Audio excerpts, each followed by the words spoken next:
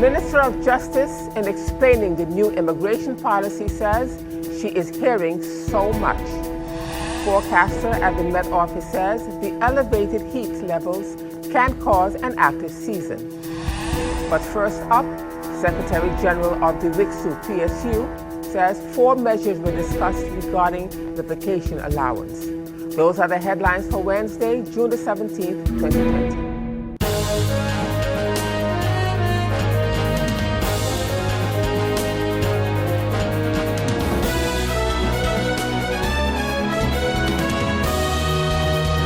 Good evening, everyone. This is SXM Daily News. I'm Valerie Van Putten. Thank you so much for joining me. And as usual, we have a packed newscast for you, so let's get started. In our first story, General Secretary of the WICSU PSU, Reginald Bakari Arundel, in explaining the vacation payout for civil servants, the General Secretary says that 4 measures were discussed.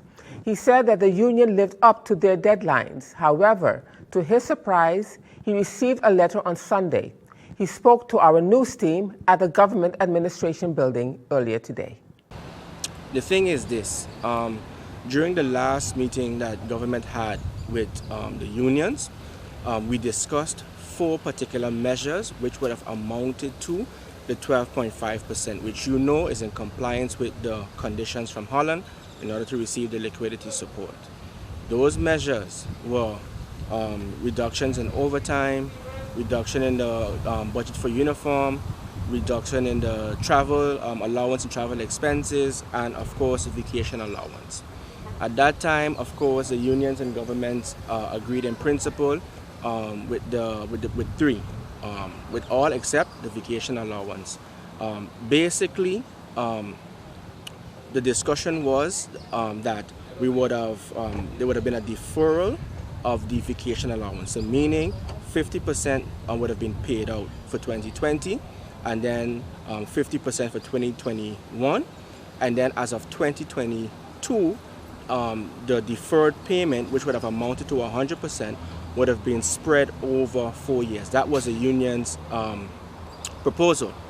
Government asked the unions, or rather the unions and government agreed then to submit this particular letter by June 1st, which the unions did.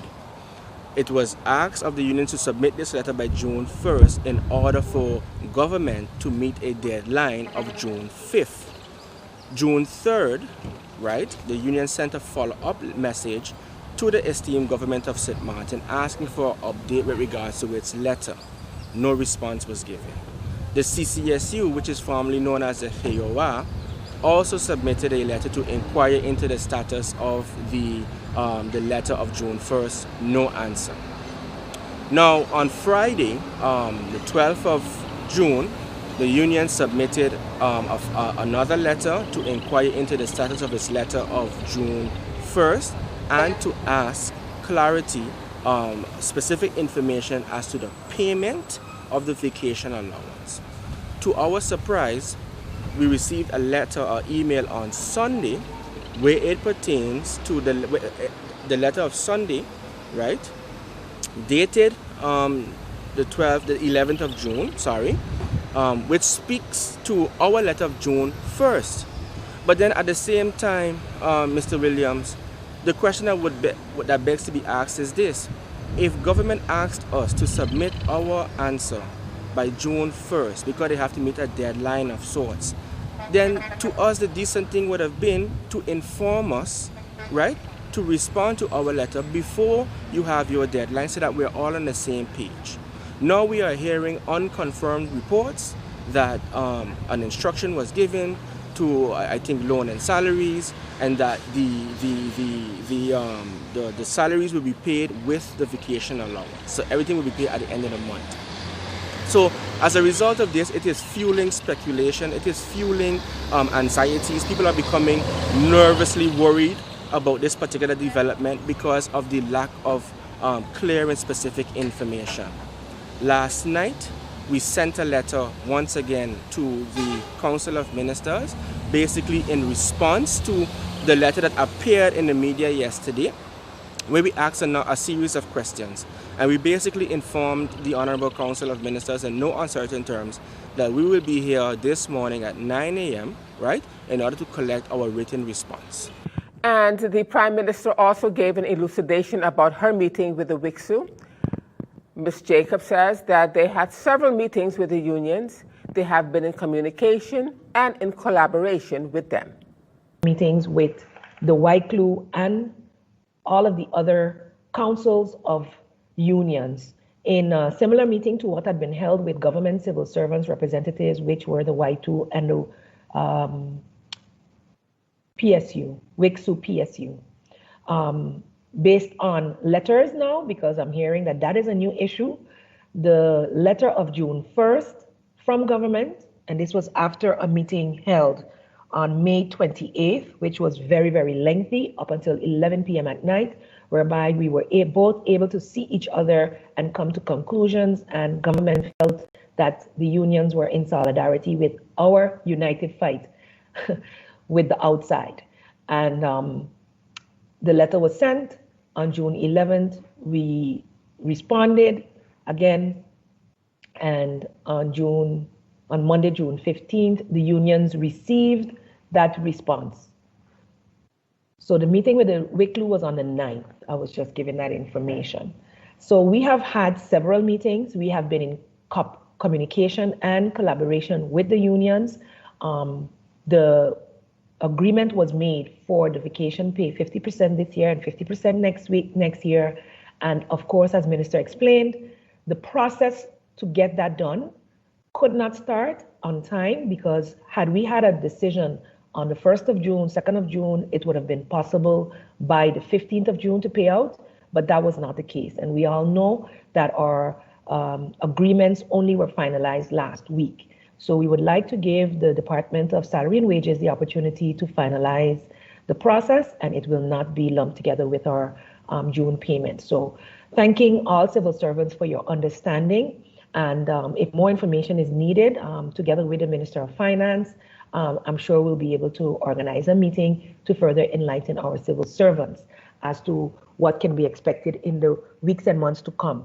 I would like also for the people of St. Martin to understand that our Minister of Justice, our Minister of Finance continues to fight and struggle on a daily basis with the CFT in order for St. Martin to not only receive funds to be able to meet our payroll, but also to be able to help those persons with the SSRP. That is the goal of St. Martin's government at this moment. And as we continue with more news for you at this time, Minister of Finance, the Honorable Ardwell Edion, speaking to reporters at the Council of Ministers weekly press briefing earlier today, the minister said that he was pleased to announce that the payments for the SSRP are going more smoothly now that the people are in the system. The minister also briefly touched on the civil servants' vacation pay. I am pleased to announce that the payments for the SSRP are going even more smoothly now that the most of the people are in the system. Thus far, for income and unemployment support, 991 applications have been screened with a total of 471,000 guilders being paid out. I would like to remind you, the public, that the deadline to apply for income support has been extended to June 22nd. So please apply as soon as possible. Be sure to have all of the valid documentation to avoid having the payment to you being delayed. You can find all the necessary information related to documents for the income support on the website ssrp.sx. I would also like to briefly touch on a recent topic that came up, I believe, a couple of days ago in relation to vacation pay.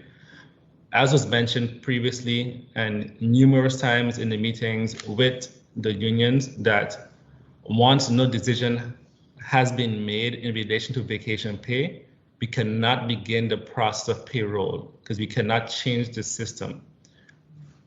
So we started, I believe payroll was supposed to be done about 2 weeks ago. And because there was a delay, a 4 to 5 day delay in the decision making between the unions and government, there was and will be a delay in the payment of vacation pay. Also, to note that the Department of Loan and Salaries is also now understaffed. They are doing their best to get the payroll up and running as soon as possible.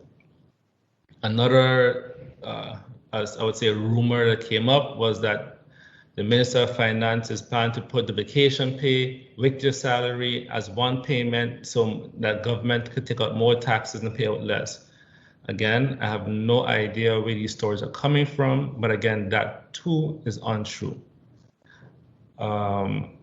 For all valid information, please inquire within the ministry, go to the website, and I'm hoping that more honest and truthful information could get out to the public from now on and not cause any mass hysteria on non-factual information. News reaching SXM Daily News that workers at the Princess Juliana International Airport held a staff meeting on Wednesday to discuss the layoff of staff and other cost-cutting measures. Information reaching our news department indicated that understandably it was very emotional for the workers as they too have to tighten their belts along with all the other government-owned companies that have to. It was definitely not good news. SXM Daily News just got an update about the events that happened at the Princess Juliana International Airport. For yes, there was a strike this morning. That's what you need to know. Of course, you do need to know that. And it was the employees. We stood up for our rights, me included, with the ABVO shop stewards that represents employees. And right now, there was a meeting in the morning by the management, and now a meeting in the afternoon. So the first meeting, the staff was at the meeting, didn't like what was hearing. Somebody gave a signal, and they went back in front of the building. And then when the President of Parliament came, when the Minister DeWeaver came, Minister Pierre, and the chairman of the supervisory holding board, so not board of directors, the holding company, actually, they're here too, Mr. Texas Duncher. Then we all came back inside to the meeting with them when the questions started, and even MP Grisha Helaga Martin came as well to listen to the answers when the employees were giving all their grievances and not agreeing. SXM Daily News will bring you more information in tomorrow's newscast. And still to come, Prime Minister of St. Martin says the State Secretary behaved in a very unbecoming manner. I'll have the details to that story and much more when SXM Daily News returns.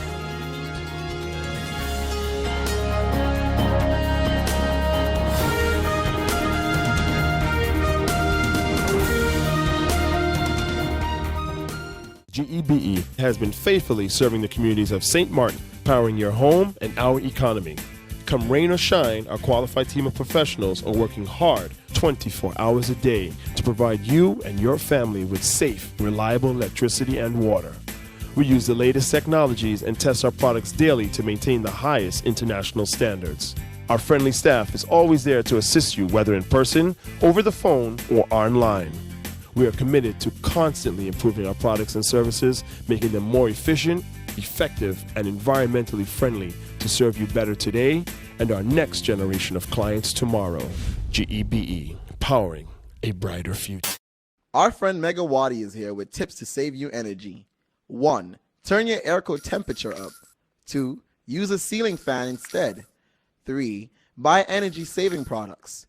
Save some green with NVGEBE. And as we continue now with more news for you at this time, UD, USP, and PFP factions of St. Martin wants an urgent meeting regarding the assistance programs of the SSRP and the assistance by the government of the Netherlands to fund these programs. On Tuesday, June the 16th, 3 factions in Parliament have requested an urgent meeting of Parliament to hear from the government regarding the SSRP payroll and unemployment programs and the status of the liquidity assistance from the Netherlands. According to the 3 factions, this matter has taken on more urgency given the deadline of June the 15th as communicated by State Secretary Raymond Knops and the reliance on the second tranche of 29 million guilders to fund the SSRP programs. In their letter to the chairperson of Parliament, the three factions also mentioned a June 12th letter by KNOPS to the Second Chamber confirming that Aruba and Curacao have met the conditions and thus will be receiving the second half of the liquidity assistance in connection with the COVID-19 pandemic. In this letter, no mention is made of St. Martin. June the 15th was also the date by which the country's reform plans needed to be presented to the CFT for evaluation. Further in their letter, the factions of UD, USP, and PFP ascertained that there seems to be much uncertainty with regard to the application of the conditions imposed by the Netherlands, and that, in their opinion, the public discourses have only fueled this uncertainty, as many affected entities seem to be at a loss with the execution of these conditions. According to MP Westcott Williams, who is quoted as saying, "And then there is the very valid concern regarding the legality of the actions by government to enforce the conditions by the Netherlands without parliamentary approval." The members of Parliament also requested the presence of the Prime Minister and the Minister of Finance at the meeting, and is looking forward to the meeting being convened as an urgent meeting of Parliament. And as we continue at this time, Prime Minister of St. Martin, the Honorable Sylvia Jacobs, on her bilateral meeting with State Secretary Raymond Knopp, said that based on the fact that he did not have all the necessary information, he behaved in a very unbecoming manner. The Prime Minister says that they are still, however, looking forward to a follow-up meeting to the conversation.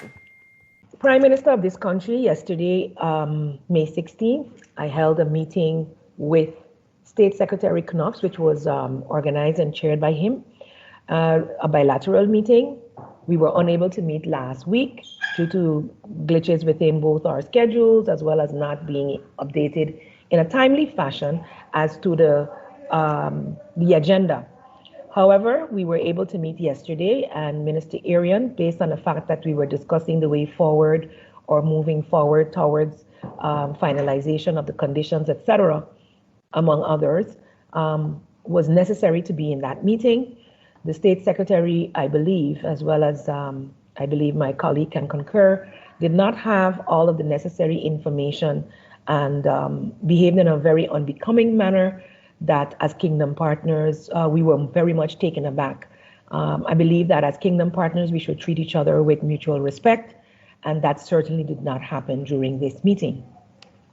The information provided by St. Martin on the agenda was immediately disregarded by the State Secretary, and key to that would be our long discussion on our 2019 capital investment funds, which were approved and to date have not been subscribed to by the Dutch government, as the priority is always there. They have the right of first refusal, and it's approved, CFT approved since 2019, and to date, nothing.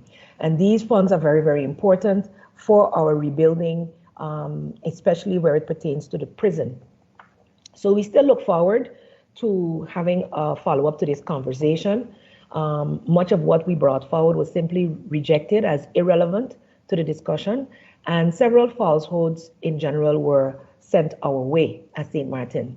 While we continue to communicate our position and findings openly, honestly, and in a transparent manner to our Kingdom partners, State Secretary Knops made comments that I, as Prime Minister and the Council of Ministers, were being uncooperative with the Steering Committee for the Trust Fund of St. Martin, implying that communication with the Cabinet Jacobs was difficult.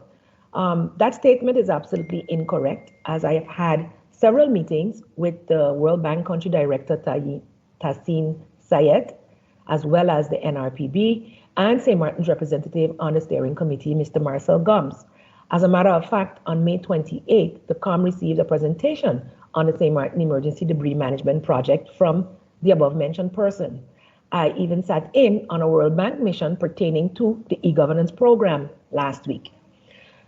The tone of what did happen is that on Friday last, the request for a meeting with the steering committee, an informal one at that, was sent forward, and we are busy trying to plan it in with with our schedule. So to be told that you're being uncooperative in such a manner was definitely a slap in the face of the people of St. Martin, who have done everything, and I mean everything. Now turning to our weather forecast for June the 17th, 2020, an approaching tropical wave will reach the Lesser Antilles tonight. The active weather associated with this system is expected to remain south of the local area. Meanwhile, pockets of moisture at the lower level of the atmosphere will cause some brief showers across our local area. Seas are expected to peak near 6 feet during the next few days. So the outlook through Friday midday, partly cloudy with possible brief isolated showers. Now let's turn to your 3-day forecast.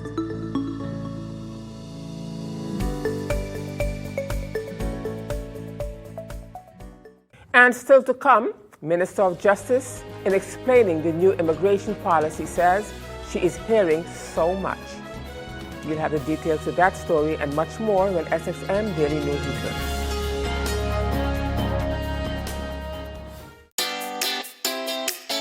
Make use of WIB mobile banking with easy access and direct usage of face recognition,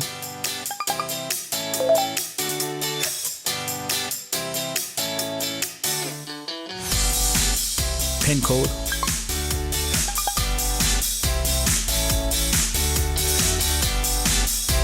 or fingerprint. Download WIB mobile banking app and make your transaction from anywhere at any time. For more information, visit wib-bank.net/quick-login. And as we continue now with the news, Minister of Justice, the Honorable Anna Richardson, in explaining the new immigration policy, says she is hearing so much. The minister said she will have some future updates to come, but those who are taking a negative stance on the policy are the ones that she is asking to leave. I am hearing so much. I'm hearing those who understand the importance of adhering to our laws. This is not the ANA policy. This is our immigration structure. And I want to thank the people with no discrimination. No ethnicity here is excluded. Right is right and wrong is wrong. And this minister is only seeking to structure things properly for St. Martin.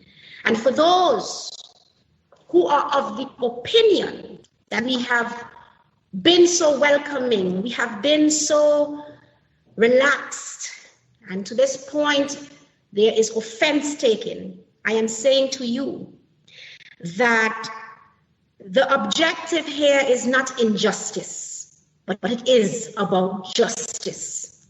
Justice for those who have migrated to St. Martin and have done nothing but been upstanding residents and citizens of this country. Justice for nationals of St. Martin who deserve a proper chance in the only place they have to call home.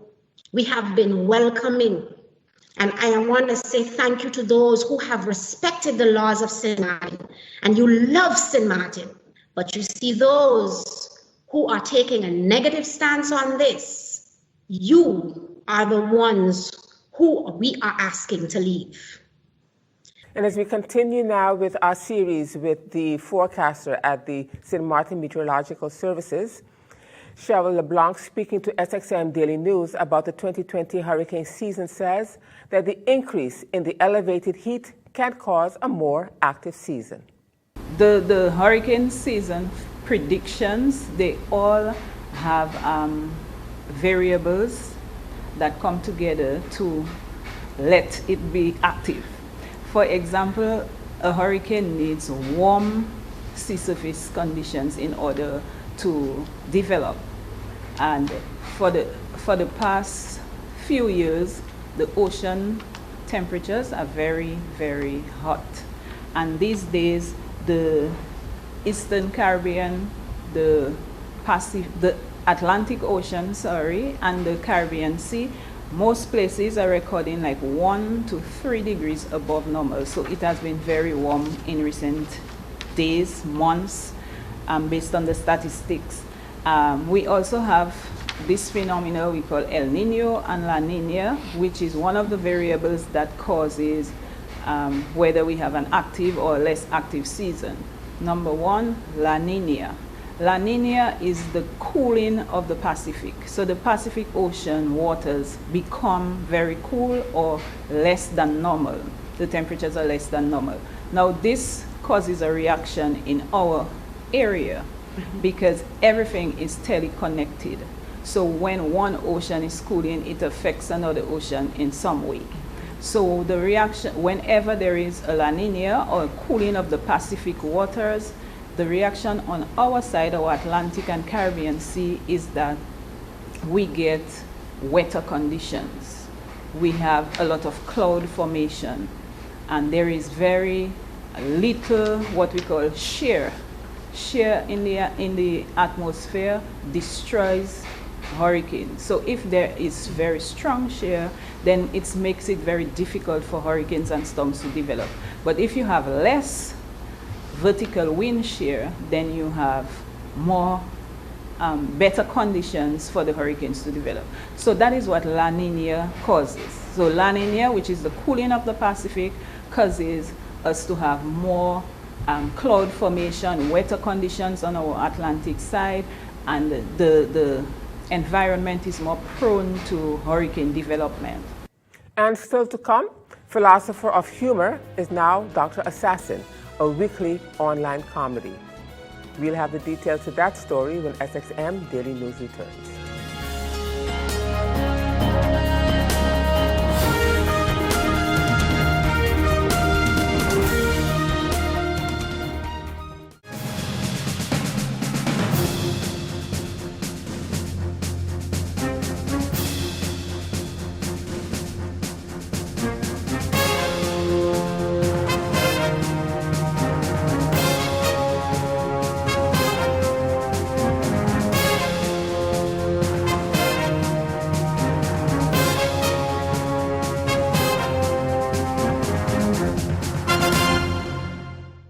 And as we end this edition of SXM Daily News for this evening on a much lighter note, due to the COVID-19 pandemic, the philosopher of humor, Fernando Clark, is now doing weekly episodes entitled Dr. Assassin. According to Fernando Clark, the brainchild behind the collaboration is Mr. Ruth Fleming. He spoke to our news department. You know, the brainchild behind this came from the Extra Tight Productions. As you all know, Mr. Rude, he's actually the brain behind this. And we have collaborated the talent of comedy along with the talent of organizing. And we got together and we started a character called Dr. Assassin. Assassin. And Dr. Assassin is a character, he's a medical doctor. His, how would I put it? The way he works leaves much to be desired, you know, his credentials and so on. But it's all about making people laugh. All of this came about after the lockdown. A lot of people were under a lot of stress. People needed to laugh. People needed to de-stress. And so we came up with that. So every week you'll get an episode of Clinic Rebirth with Dr. Assassin.